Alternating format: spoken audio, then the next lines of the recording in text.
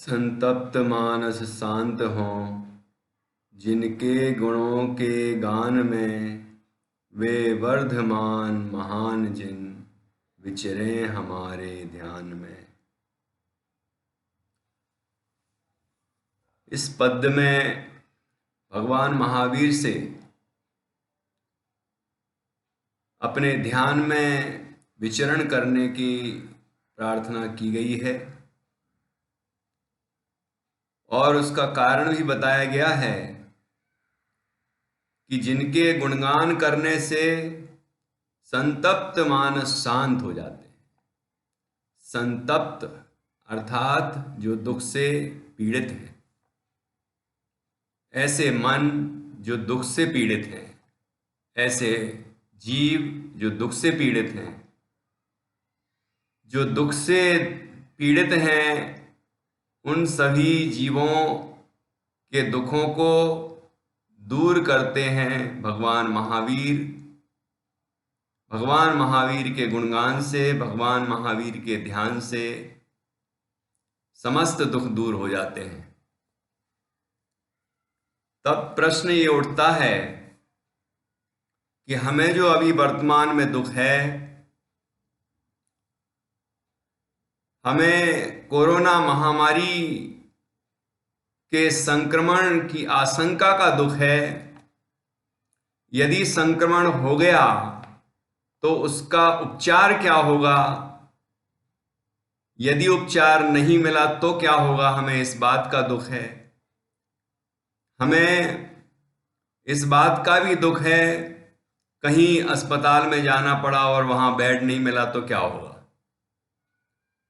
कहीं इंजेक्शन लगवाना पड़ा और वो ना मिला तो क्या होगा।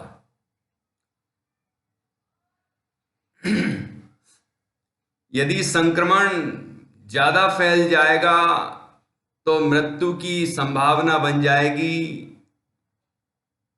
तो उस मृत्यु से बचने का उपाय क्या है? क्या ये सब उपाय भगवान महावीर ने बताए हैं? बताए हैं। भगवान महावीर सर्वोत्कृष्ट वैद्य हैं, महावीर अष्टक में कहा है। भगवान महावीर सर्वोत्कृष्ट वैज्ञानिक हैं, विज्ञान नगर के वैज्ञानिक, क्योंकि वो सर्वज्ञ हैं और वे जो बताते हैं वे वितरागता पूर्वक बताते हैं। अर्थात कभी कुछ कभी कुछ, कभी किसी से कुछ किसी से कुछ, इस तरह नहीं, जैसा है वैसा ही बताते हैं। तो ये महामारी क्या पहले भी थी? क्या ऐसी महामारी पहले भी आई है कभी? हाँ, आई है। इस अनादिकाल के पंच परावर्तन में यह विषाणु, यह कोरोना वायरस भी हमारे संयोग में आया है। तो फिर क्या उपाय है? ये चारों ओर जो दुख, तकलीफें, हाहाकार मचा हुआ है, जो हम मृत्यु की खबरें सुन रहे हैं, संक्रमण की खबरें सुन रहे हैं, भयावह स्थिति है, इस सब की जो हमें खबरें मिल रही हैं, इनसे बचने का उपाय क्या है? पंडित टोडरमल जी ने मोक्षमा प्रकाशक में लिखा है, इस जीव को दुख है संसार अवस्था में, ये बात सही है। इससे दुख सहे नहीं जा रहे हैं, ये बात भी सही है। ये दुख दूर करने का उपाय भी करता है, ये बात भी सही है। लेकिन जो उपाय करता है वो सही नहीं करता है। बस सही उपाय क्या है वो ढूंढने की जरूरत है। भगवान महावीर ने अपनी दिव्य ध्वनि में उन सभी तरह के दुखों से मुक्त होने का उपाय बताया है जो जीव को होते हैं, जो संसार अवस्था में होते हैं। कोई भी उपाय छूटा नहीं है। दुख के कारण और दुख का निवारण सब कुछ बताया है। बस हमें वहां ढूंढने की आवश्यकता है। भगवान महावीर के उपदेश जिनवाणी में निबद्ध हैं, गूंथे हुए हैं, जो कि आचार्य धरसेन, आचार्य कुंद, आचार्य अमृतचंद आचार्य आदि अनेक संतों ने, आचार्य समंत भद्र स्वामी, बहुत सारे संतों ने, बहुत सारे मुनिराजों ने, और उसके बाद अनेक ज्ञानी गुरुओं ने, सम्यक दृष्टियों ने, श्रावकों ने, विद्वानों ने उस भगवान महावीर की वाणी को शास्त्रों में निबद्ध किया है। उन भगवान महावीर की परंपरा से प्राप्त हुए शास्त्रों का हम अभ्यास करें तो उन शास्त्रों में वो सभी उपाय प्राप्त होंगे जो कि हमें जो कि हमारी समस्याएं हैं, जिन दुखों से हम जूझ रहे हैं, वो सभी दुख जिनवाणी के माध्यम से दूर हो सकते हैं। तो इस बीमारी से बचने का क्या उपाय है? तो मेरा प्रश्न ये है कि बीमारी कहाँ होगी? यदि होगी तो कहाँ होगी? शरीर में होगी। शरीर किसका है?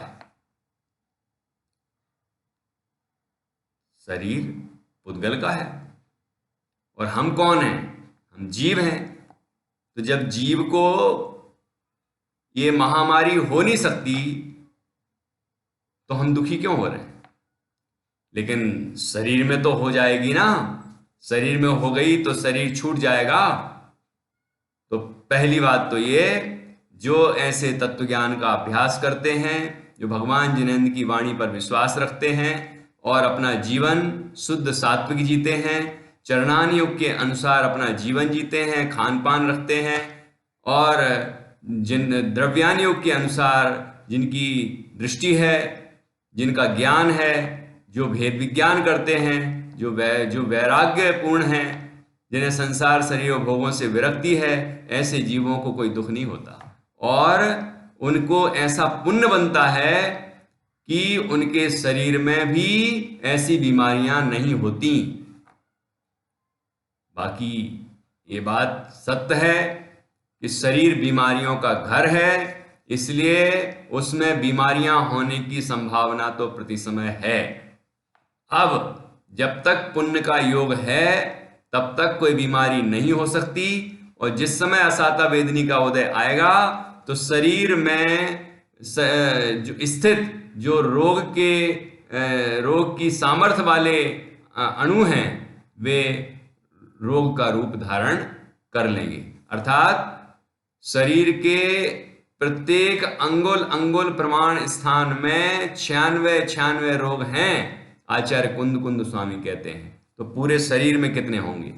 तो आप सोचिए कि शरीर तो रोगों का ही बना हुआ है, इसलिए शरीर को रोग हो जाएगा, ये जो चिंता है ये हमें छोड़ देनी चाहिए, क्योंकि शरीर तो रोगों का घर ही है। इसलिए कोई ना कोई रोग तो होता ही रहेगा, और कभी ऐसा रोग भी होगा कि शरीर छूटेगा ही छूटेगा। आज नहीं छूटा है तो कल छूटेगा, कल नहीं छूटेगा तो इस आयु के अंत होने पर कभी ना कभी तो छूटेगा ही। आज इस बात को पक्का करने का समय आ गया है। जो हम इतने वर्षों से कह रहे हैं, राजा राणा छत्रपति हाथिन के असवार, मरना सबको एक दिन अपनी अपनी बार। अब ये विचार कहाँ गया? जब हमारी बारी आएगी तो मरना पड़ेगा। लेकिन मरने का मतलब क्या? मृत्यु का मतलब क्या? मरण का मतलब क्या? पंडित टोडरमल जी साहब लिखते हैं कि शरीर के छूटने का नाम मरण है। शरीर छूट गया, इसका नाम ही मात्र मरण है। हा हा करके मरा, दुखी होके मरा, ये ऐसी सांस होने लगी, ऐसी हार्ट अटैक हो गया, ऑक्सीजन की कमी हो गई, ऐसे मरा। कैसे मरा वो मरण नहीं है, शरीर का छूटना मात्र मरण है। ये जो तरह तरह के तकलीफें होती हैं, जिस जिस जिस तरह से मरता है, ये जीव के अपने मोह के कारण होता है, राग द्वेष के कारण होता है, भय के कारण होता है। जिस दिन यह जीव, जिस क्षण यह जीव अपने आप को इस देह से भिन्न शुद्ध चैतन्य मानेगा, अनुभव करेगा, उस दिन से इस जीव के अंदर समता भाव जागृत होगा। और समता भाव से जब देह छूटेगी, देह तो छूटेगी ही छूटेगी, लेकिन जब देह छूटेगी तो उसका नाम होगा समाधि मरण, और दुख नहीं होगा, मरते समय दुख नहीं होगा। इसलिए व्यर्थ के भय से, व्यर्थ की आशंकाओं से मुक्त होकर हम भगवान महावीर के बताए हुए मार्ग पर चलते रहें, अडिग रहें।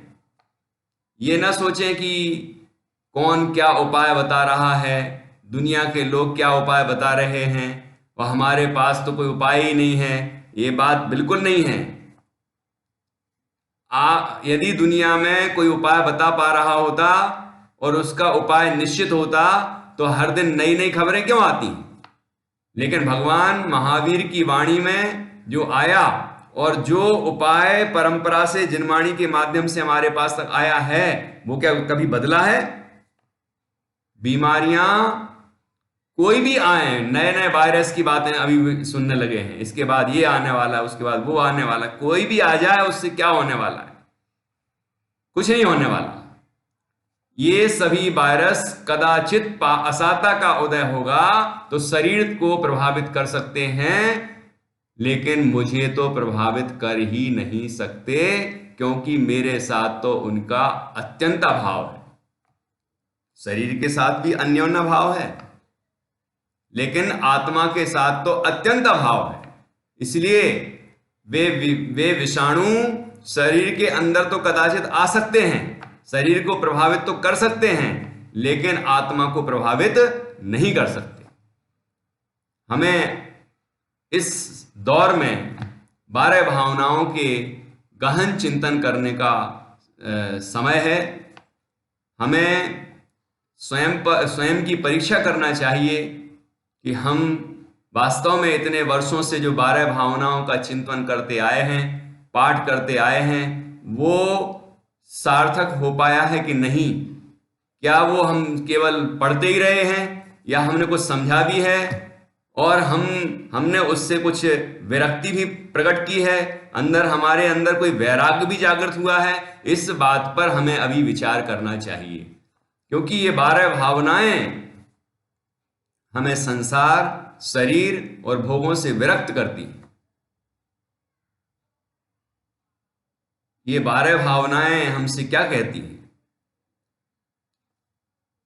कि अनित्य भावना कहती है कि संसार अनित्य है, संयोग अनित्य है, ये शरीर भी अनित्य है, ये आजीविका भी अनित्य है, ये भोग भी अनित्य हैं, ये परिवार भी अनित्य हैं। तो ऐसा सुन के एकदम निराशा का भाव आता है। सब क्षणभंगुर है, सब क्षणभंगुर, सब क्षणभंगुर है। अर्थात क्या? ये सभी संयोग क्षणभंगुर हैं, ये सभी पर्याय क्षणभंगुर हैं, लेकिन एक तत्व तो ऐसा है कि जो शाश्वत है, जो नित्य है। इसका तात्पर्य क्या? जैन दर्शन कथनचित निराशावादी है तो कथनचित आशावादी भी है। अर्थात मैं शुद्ध चैतन्य आत्मा नित्य तत्व हूं। द्रव्य दृष्टि से देखा जाए तो मैं सदाकाल स्थिर तत्व हूं, शाश्वत तत्व हूं।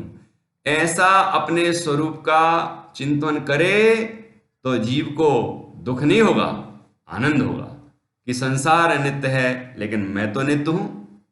संसार अशरण है, कोई शरणभूत नहीं है, कोई हॉस्पिटल शरणभूत नहीं, कोई डॉक्टर शरणभूत नहीं, कोई औषधि शरणभूत नहीं, कोई शरणभूत नहीं है। तो क्या कोई भी शरणभूत नहीं है? संसार अशरण है, लेकिन व्यवहार से देखा जाए तो पंच परमेष्टि हमारे लिए शरणभूत हैं। पंच परमेष्टि के द्वारा बताए हुए ये जिनवाणी शरणभूत है और निश्चय से निःशुद्धात्म तत्व शरणभूत है। इसलिए ये ना सोचें कि सब कुछ अशरण है का मतलब यह है सर्वथा अशरण है। संसार अशरण है, संसार में कोई शरण नहीं है, लेकिन पंच परमेष्टि शरण है, निःशुद्धात्मा शरणभूत है। तो हम पंच परमेष्टि की शरण में आए और पंच परमेष्टि जिस शुद्धात्मा की शरण में भेजने जाने के लिए कहते हैं, ऐसे निःशुद्धात्मा की शरण में हम आए और अपने स्वरूप में लीन हो। और संसार भावना ये कहती है कि संसार में दुख ही दुख है, तो देख लीजिए दुख ही दुख दिखाई दे रहा है कि नहीं दिखाई दे रहा है। तो ये तो स्वरूप है, संसार का जो स्वरूप है वो तो दिखेगा ही, लेकिन हम ये सोच रहे हैं इस संसार में दुख क्यों हो रहा है। अरे जो जिसका स्वरूप है दुखी दुख रूप होना, वो दुख रूप ही होगा। आग में हाथ डालें और कहेंगे बड़े बड़ी गर्म लगा, अरे गर्म हो स्वभाव है उसका, संसार का स्वभाव दुख है तो दुखी ही तो होगा। और यदि हमें ये दुख नहीं भोगना है, संसार में नहीं रहना है, तो मोक्ष का उपाय करना चाहिए। ये उपाय है। और ये हो गया अनित्य, संसार अनित्य लगे तो आत्मा नित्य है। संसार में कोई शरण न दिखे तो पंच परमेष्टि शरण है, निःशुद्धात्मा निश्चय से शरण है। संसार दुख रूप लगे तो एक सुखरूप तत्व है जो हम स्वयं हैं, ऐसे सुखरूप आत्मा का आश्रय लें और ये निर्णय करें कि हम अकेले ही हैं। जैसे कि अभी कहा जा रहा है कि आप बीमार हो गए तो अकेले ही रहना पड़ेगा, तो हमारा तो स्वरूप ही अकेले रहना है। आत्मा अकेला है, अकेला संसार में भी है, अकेला ही मोक्ष जाएगा, दुख भी अकेला भोगेगा और सुख भी अकेला भोगेगा। इसलिए एकत्व स्वरूप ही है आत्मा का। इसलिए घबराने की जरूरत नहीं है, स्वरूप को समझने की जरूरत है, स्वीकार करने की जरूरत है। और अन्यत्व भावना कहती अन्य कोई मेरा नहीं है, कोई भी साथ देने वाला नहीं है, कोई साथ जाने वाला नहीं है, न धन न संपदा न वैभव न परिवार न कुटुंब न शरीर, सब अन्य है। और ये शरीर अपवित्र है, अशुचिता का घर है, और एक आत्मा है जो शुचितापूर्ण है, परम पवित्र है, शुचिधर सौज धर्म से संपन्न है, वीतराग स्वरूप है, ज्ञानानंद स्वरूप है, ऐसा शुद्ध चैतन्य आत्मा है। तो शरीर अशुचि दिखे तो आत्मा शुचि है, ऐसा जानकर हमें आनंदित होना चाहिए। और इस तरह ये 6 भावनाएं तो संसार शरीर और भोगों से हमें विरक्त करती हैं। इसके अलावा जो अन्य 6 भावनाएं हैं वो वस्तु का स्वरूप बतलाती है। आश्रव भावना, संवर भावना, लोक भावना, बोधि दुर्लभ भावना, धर्म भावना। ये इस तरह जो अनित्य अशरण संसार एकत्व अन्यत्व अशुचि आश्रव संवर निर्जरा लोक बोधि दुर्लभ और धर्म निर्जरा भावना रह गई थी। तो ये सभी तत्व हैं, ये वस्तु का स्वरूप है। इस वस्तु के स्वरूप को हम समझेंगे कि आश्रव क्या है, संवर क्या है, निर्जरा क्या है, लोक क्या है, बोधि दुर्लभ भावना क्या है, धर्म भावना क्या है।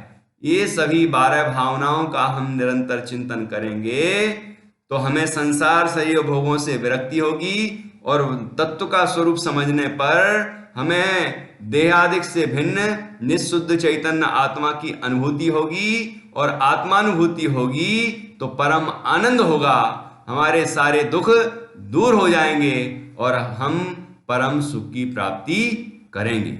इस तरह हम देखते हैं तो कि उपाय तो मौजूद है लेकिन हम उपाय करते नहीं हैं।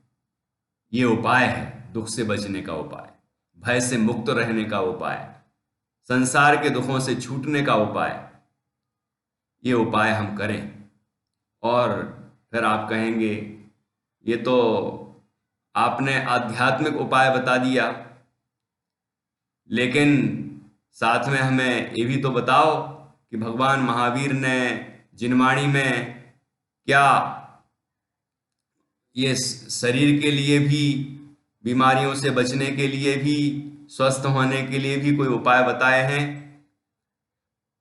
कि हाँ, बताए हैं, लेकिन उनको बताने का उद्देश्य शरीर को टिकाना या शरीर को स्वस्थ रखना या शरीर को बनाए रखना, ये उद्देश्य नहीं है। उद्देश्य शरीर टिकेगा तो जीव अपनी साधना कर सकेगा। इसके लिए शरीर को स्वस्थ रखने का उपाय, शरीर टिका रहे, इसका उपाय आचार्यों ने बताया है। हमारा चरणानी योग में वर्णित जो हमारी आहार व्यवस्था है, मुनिराजों की आहार व्यवस्था देखिए, श्रावकों की आहार व्यवस्था देखिए, ये जो शुद्ध भोजन की व्यवस्था देखिए, ये सारी जो व्यवस्थाएं हैं, ये सभी शरीर को स्वस्थ रखने की व्यवस्थाएं हैं। उनका उद्देश्य शरीर पर तो नहीं है, लेकिन शरीर स्वस्थ रहेगा, शरीर टिका रहेगा तो जीव आत्म साधना करेगा और इस शरीर को छोड़ के मोक्ष पाएगा। ये उद्देश्य है। ऐसा रत्नगण सावकाचार्य जी में लिखा है कि मुनिराज भोजन आहार क्यों लेते हैं, श्रावक आहार क्यों लेते हैं? जब सम्यक ज्ञानी हैं, सब समझते हैं कि शरीर भिन्न है, तो क्यों लेते हैं? तो उन्होंने लिखा है कि इस औदारिक शरीर को टिकाकर, इसकी स्थिति मात्र भोजन देकर इसे, और कार्माण शरीर के अभाव का उद्यम करते हैं। कार्माण शरीर अर्थात 8 कर्मों का शरीर, 8 कर्म रूपी शरीर, अष्ट कर्मों को कार्माण शरीर कहते हैं। तो ये औदारिक शरीर रहेगा तो जीव अपने स्वरूप की साधना करेगा, भेद विज्ञान और आत्मानुभव का अभ्यास करेगा, और जब अभ्यास बढ़ता जाएगा, शुद्धोपयोग बढ़ता जाएगा, तो जीव अष्ट कर्मों से मुक्त होगा और फिर ये औदारिक शरीर भी छूट जाएगा और जीव अशरीरी सिद्ध अवस्था को प्राप्त कर लेगा।